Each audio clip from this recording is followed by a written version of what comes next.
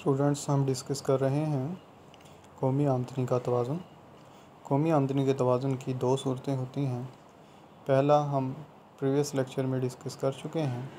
आज जो हमारा तरीका है कौमी आमदनी का तवाज़ुन बचत और सरमायाकारी के तरीके से, saving is equal to investment approach. इस तरीके के मुताबिक कौमी आमदनी का तवाज़ुन उस नुक्ते पर होता है जहाँ पर मुल्क की मजमूई बचतें और सरमायाकारी आपस में बराबर हो जाए, उसे हम कौमी आमदनी का तवाज़ुन कहते हैं। अब हम इसकी रियाज़ियाती वजाहत को देखते हैं, मैथमेटिकली एक्सप्लेनेशन को। मैथमेटिकली एक्सप्लेनेशन के लिए हमें सेविंग की इक्वेशन दरकार है और खुद अख्तियार सरमायाकारी ऑटोनोमस इन्वेस्टमेंट चाहिए।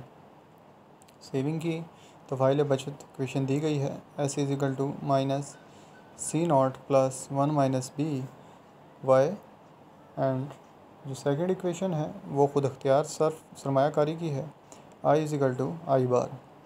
तवाज़ुन की क्या कंडीशन है? जहाँ पर सेविंग और इन्वेस्टमेंट आपस में बराबर होंगे।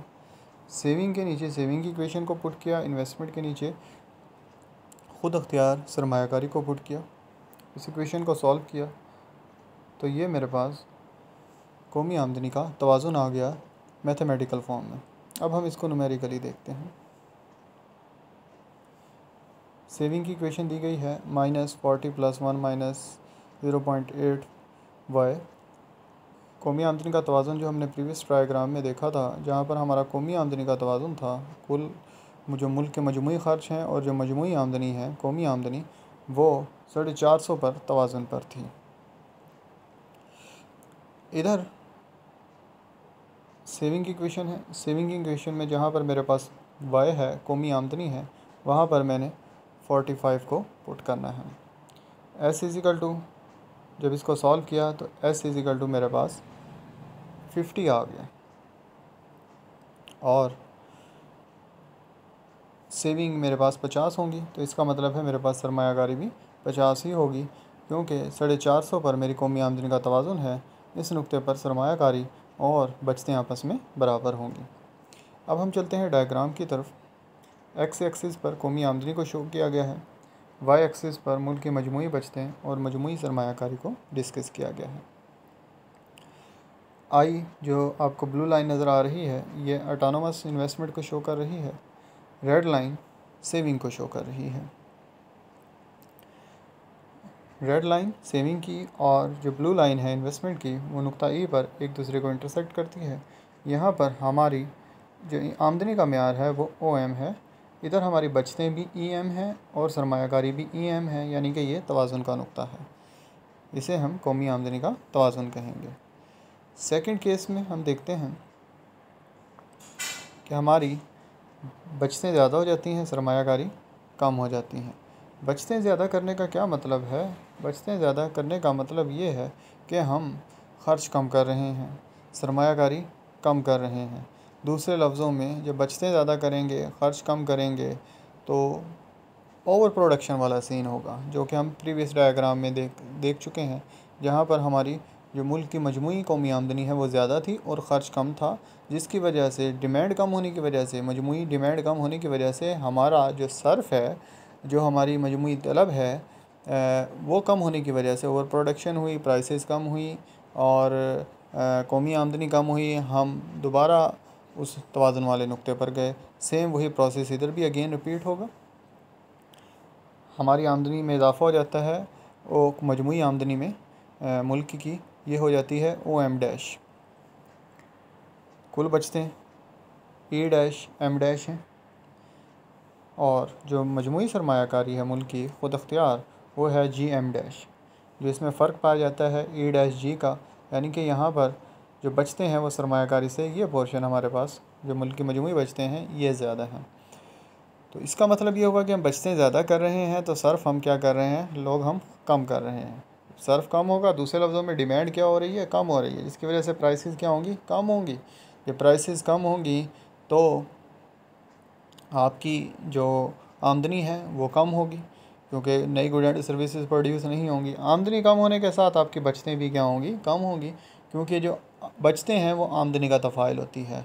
आमदनी जैसे जैसे कम होती जाएगी बचतें कम होती जाएंगी, आप ई डैश से दोबारा ई पर आ जाएंगे और यहाँ कौमी आमदनी का दोबारा तवाज़ुन हम हासिल कर लेंगे। थर्ड केस क्या होगा, सरमायाकारी ज़्यादा है और बचतें कम हैं।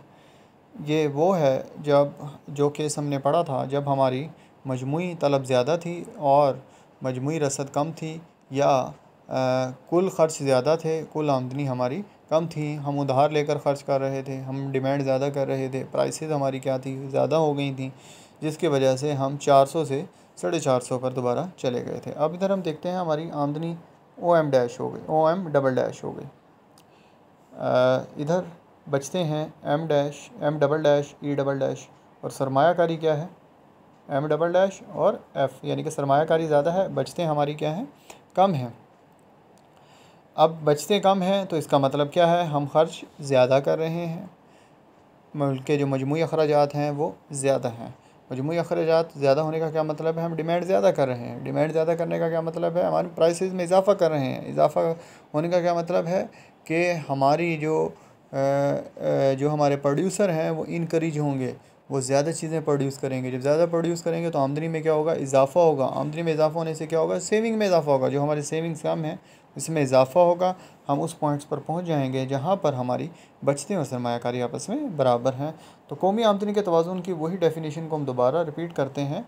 कौमी आमदनी से मुराद कौन सा नुक्ता है जिसे इस्तेहकाम नसीब है, जहाँ पर हमारी कुल ख़र्च कुल आमदनी बराबर है, saving is equal to investment है। अगर इसमें बिगाड़ आ भी जाता है तो ख़ुद ब खुद ऐसी फोर्सेस सरगर्म हुई हैं जो इसको दोबारा इक्विलिब्रियम पॉइंट के ऊपर ले आई हैं। देखते हैं, आमदनी हमारी OM डबल डैश है, मजमूई आमदनी है ये मुल्क की कौमी आमदनी। जो बचते हैं वो E double dash, M double dash है, और सरमायाकारी क्या है, FM डबल डैश। फ़र्क क्या है, F डबल E डैश। इधर क्या चीज़ साबित हो रही है, इन्वेस्टमेंट ज़्यादा है, सेविंग कम है, यानी कि ख़र्च ज़्यादा हो रहे हैं। इसकी वजह से डिमांड में इजाफ़ा हुआ। डिमांड में ज़्यादा इजाफ़ा होने की वजह से हमारी प्राइसेस में इजाफ़ा हुआ। प्राइसेस में इजाफ़ा मुनाफे में इजाफ़े को शो कर रहा है, जिसकी वजह से आमदनी में इजाफ़ा हुआ। आमदनी में इजाफ़ा होने की वजह से बचतों में इजाफ़ा हुआ। आप दोबारा इक्विलिब्रियम पॉइंट्स के ऊपर पहुंच जाएंगे। अब हम चलते हैं अपनी बुक की तरफ। दूसरा मेथड है कौमी आमदनी की पैमाइश का, बचत और सरमायाकारी का तरीका। वहाँ पर बचतें होंगी जहाँ पर कौमी आमदनी और मजमूई जो बचतें हैं मुल्क की और मजमूई सरमायाकारी आपस में बराबर होगी। मुतबादिल तरीके हैं, बचत इज इक्वल टू सरमायाकारी, रियाजती वजाहत दी गई है। सेविंग की इक्वेशन है, इन्वेस्टमेंट की है, इन दोनों को इक्वल रखा है। तो ये मेरे पास इक्विलिब्रियम पॉइंट आ गया। न्यूमेरिकल एग्जांपल्स को मैं लेक्चर में डिस्कस कर चुका हूँ। डायग्राम को भी हमने डिटेल से देखा है, ये इस डायग्राम की एक्सप्लेनेशन है। प्रीवियस लेक्चर में मैंने डायग्राम समझाते हुए अब मैंने कहा है कि मेरी आमदनी से मुराद वो मुल्क की ही मजमूई आमदनी है, ठीक है, क्योंकि हम ये मैक्रो इकनॉमिक्स को डिस्कस कर रहे हैं। तो कुल्ली मौशियात इसमें जो ये आमदनी है ये मुल्क की मजमूई आमदनी है।